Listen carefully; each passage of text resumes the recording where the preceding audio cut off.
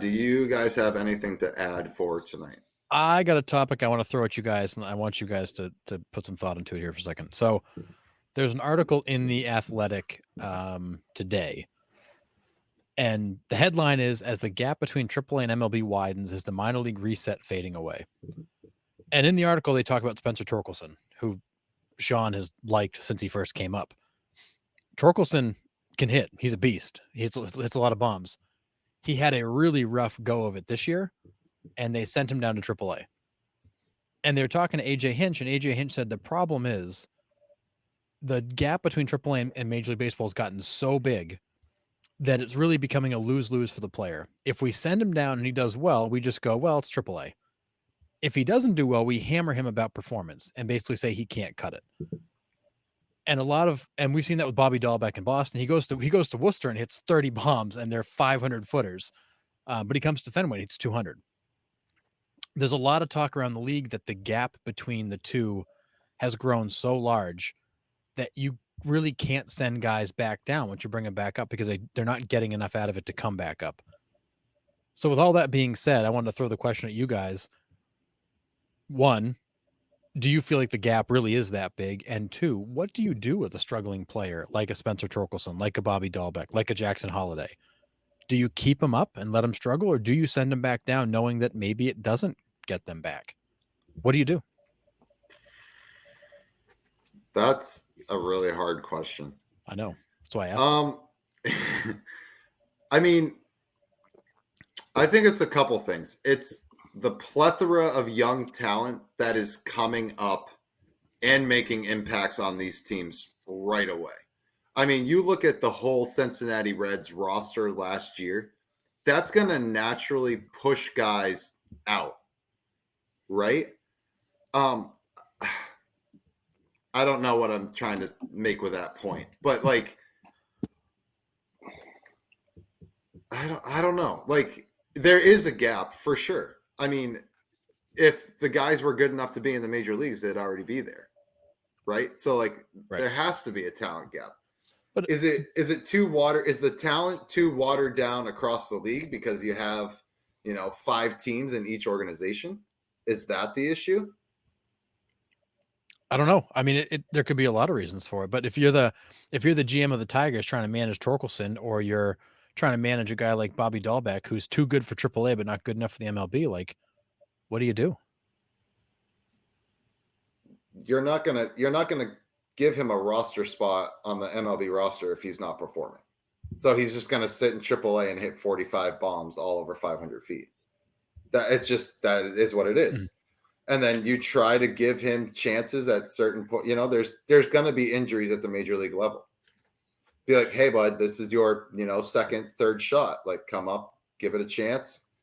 If it doesn't work, then, and he comes back from injury, you're sent back down. That's just what it is. And then when you're out of options, another team can try.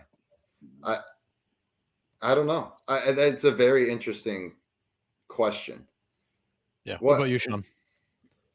I don't know. I think it's hard. It's hard. Guys like Torkelson and Dahlbeck, I think, are good examples too, because they've kind of proven it over a number of years that they can't consistently cut it at the major league level. So it's really hard. We hear about Dahlbeck a lot up here in the Boston area. Like it's nice to have a guy that, like, even at the major league level, has shown the sporadic ability to, like, send the ball over the fence, right? But it's just not consistent. It's like a guy like that you can't take up a roster spot, just continue to give this guy 3-4 at-bats a game when not only is he not putting the ball over the fence, but they're not productive at-bats. I mean, it's so many strikeouts. It's like it kills rallies. You're not moving guys along. You're not working at-bats. Like, you're not really providing anything positive at the plate. It's just ugly at bat after ugly at bat. It's like, whether or not the talent gap has grown and widened between the AAA level and the major league level, I don't know how you justify keeping a guy like that on the major league roster.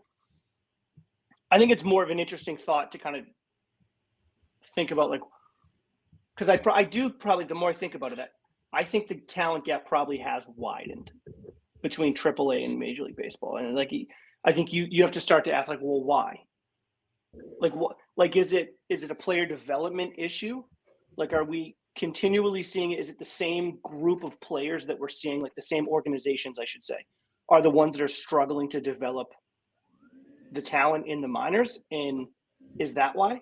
Or is it because maybe we're not developing it correctly at the lower levels of minor league baseball, and we're kind of rushing these guys up because, you know, the international signing bonus was a big number, so we got to get these guys up through the system as quickly as we can, and then eventually they get to AA or AAA and they're not ready to be AAA players, and then, you know, they have a little bit of success at AAA, and then, you know, we're hammering for this guy to get to the show, and then he gets up to the show, and then he realizes that the talent gap is just too much and he can't perform. Like, I would say a guy like that, you send back down, and it's like, okay, we just weren't ready. You just got to get a little more seasoned. If it takes 2 or 3 more years, it takes 2 to 3 more years.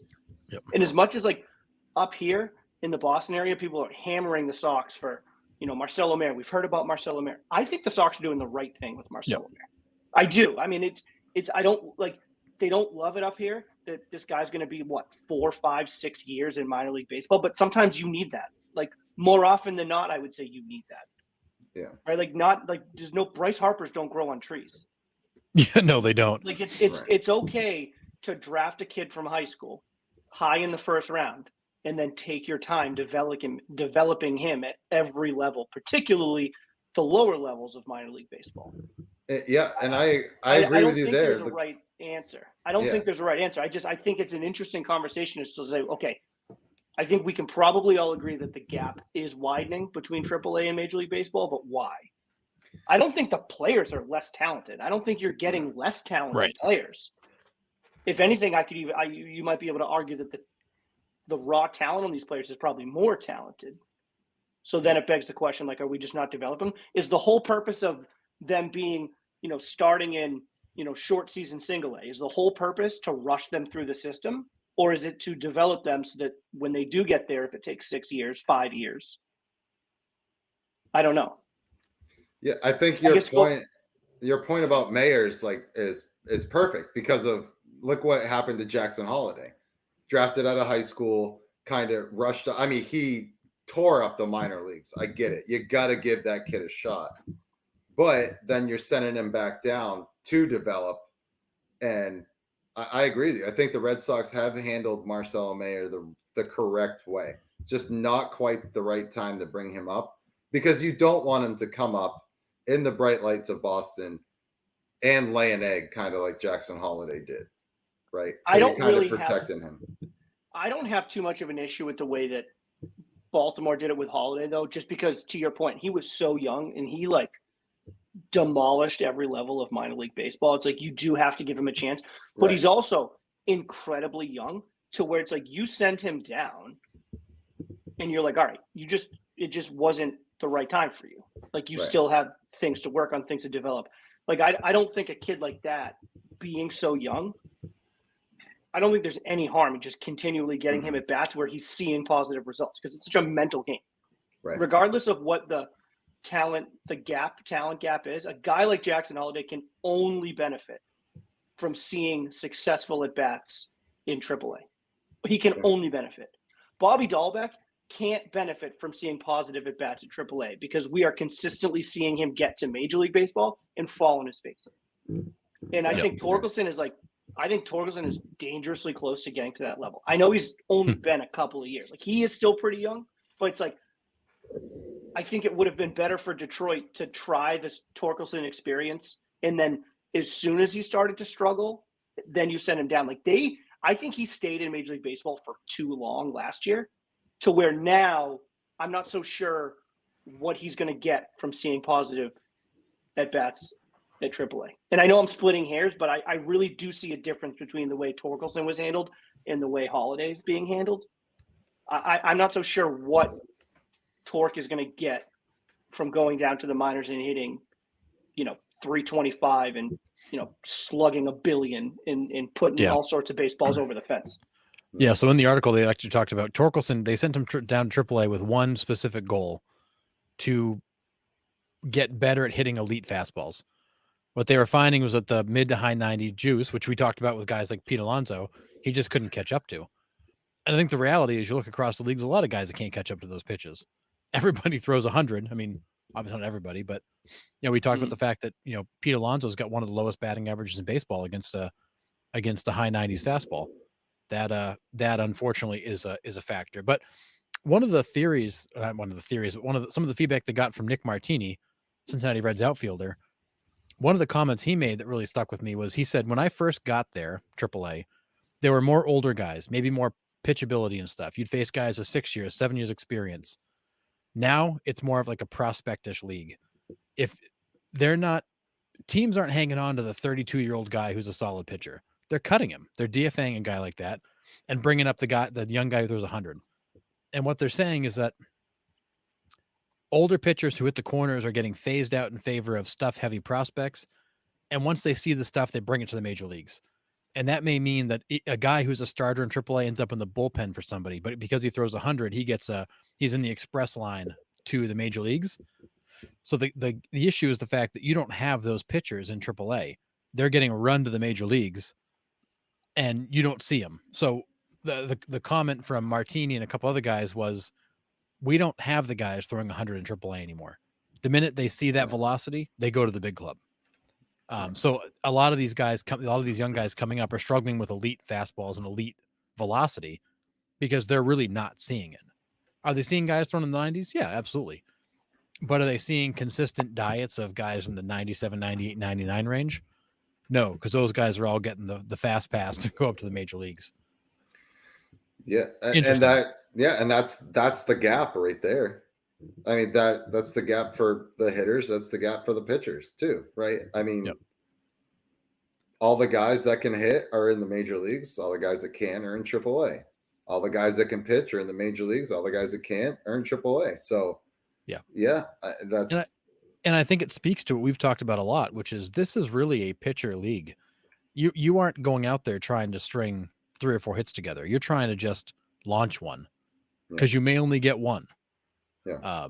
And when you don't get that many shots, you got to make sure the shots you take are big. And another comment in the article was that the fact that teams are more willing to let elite hitters struggle more at the major league level and learn on the job because they want them to see that elite level talent. Look at a guy like Ellie De La Cruz. Is he a guy who would necessarily be in Major League Baseball as early as he was? Maybe not. But leaving him at AAA was going to do him no good for his development. So it's like, well, put him up here and see what he's got. Let him go. Some teams have that ability to let a guy hang on the Major League roster longer than others. The Tigers felt like they couldn't let him hang anymore. The Red Sox needed to fill a hole, so Dahlbeck goes.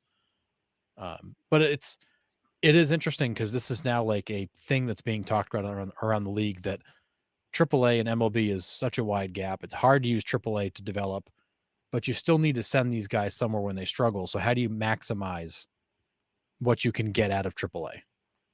And I think that was kind of ultimately the point I was trying to make with the Reds last year, was you might as well pull up all those young guys. Yep. Like, we're the Cincinnati Reds. We're not expecting to go anywhere the next 2 or 3 years. So why not pull up all our guys that are top prospects and have them play together, have them learn at that high level. If they struggle, they struggle. Oh, we're still in the basement. Shucks. But they didn't. They can compete. They learn on the fly. They're only going to get better.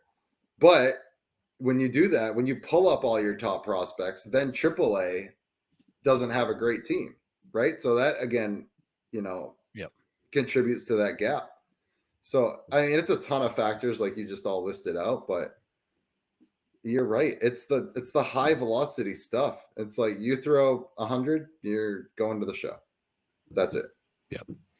Yeah. So I linked the article in the chat. They talk about other players like Rob Refsnyder of the Red Sox and kind of his development, because he had a tough time. He's 29. He had a tough time sticking in the major leagues until just recently, after more than 2,000 career plate appearances in AAA. And he attributes his success not to being in AAA, but it really was a couple of player development coaches that helped him work out some of the issues that he had to be able to be successful at the major league level. So to him, it wasn't being in AAA, it was having that time to fine tune and refine certain things that were a problem to let him get back. So it's an interesting article. It's an interesting conversation happening around the league that's worth at least mentioning, because you're looking to the minor league to develop, but you also need the minor league to like redevelop and solve problems when you have problems. And if you can't, then teams are going to be left with trying to figure out what to do.